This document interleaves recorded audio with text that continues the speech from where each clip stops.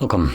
In front of me is a Honor 50, and today I will show you how you can copy your contacts from your SIM card to the phone. So to get started, you will want to open up the Contacts application, which is located under Tools and right over here.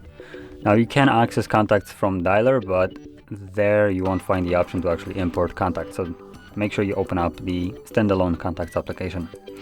From here, you want to tap on the three dots, navigate to Settings, and then select Import Export, Import from SIM card, and this will show you all your contacts that are located on the SIM card. Now you can quickly select all of them by tapping right here. If you don't want all of them, still you can stick with this option and deselect contacts that you don't want. From there, click on Import, choose where you want to import your contacts to.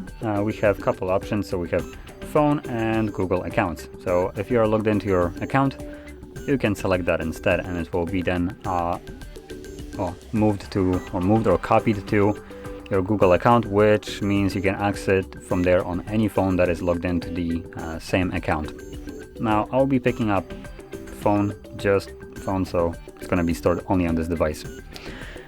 So once that's done, you can now go back and you should see your contacts in the list. Oh, for goodness sake, go back. There we go.